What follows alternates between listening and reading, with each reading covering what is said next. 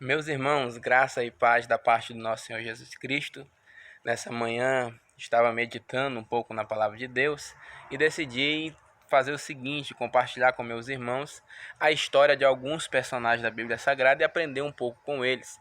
E decidi nesta manhã falar um pouco a respeito dos discípulos e começar por Mateus. Mateus, que foi chamado por Cristo para ser discípulo, diz a palavra do Senhor, que Mateus era um publicano, ou seja, um judeu que estava trabalhando para Roma, coletando imposto para o Império Romano. Por trabalhar desta maneira, Mateus era considerado pelo seu próprio povo um traidor. Mas diz a palavra do Senhor que Cristo não se importou com isso. Cristo o chamou e ele de imediato largou o lugar onde estava coletando impostos e seguiu Jesus. Muito interessante a atitude de Mateus, o Levi, que de imediato atende à voz de Cristo e o decide seguir. Aprendemos com Mateus então que é importante nós ouvirmos a voz de Deus e reconhecer que é Deus que está a nos chamar, e quando recebermos esse chamado, de imediato nós nos colocarmos de prontidão para obedecer à voz de Cristo. Talvez se Mateus fosse um de nós, ele disse, não, eu não vou seguir Jesus não, porque todos me consideram um ladrão, me consideram aqui alguém que não é digno de respeito. Mas não, ele não liga para isso. Quando Cristo chama, ele não importa o que os outros pensam a respeito dele.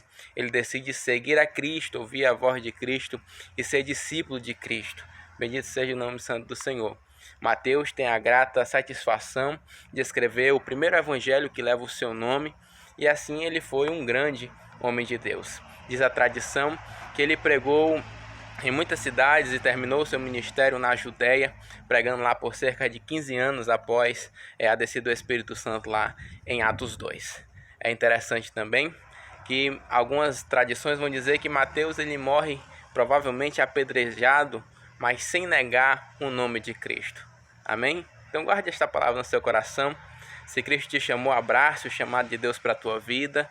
E por mais difíceis que sejam as dificuldades, creia que melhor é servir a Jesus. Paulo escrevendo vai dizer que as tribulações do tempo presente não podem se comparar com a glória que em nós há de ser revelada. Então tenha paciência, espere no Senhor e sirva o chamado do Mestre. Esse foi Mateus, discípulo de Jesus, um grande homem de Deus.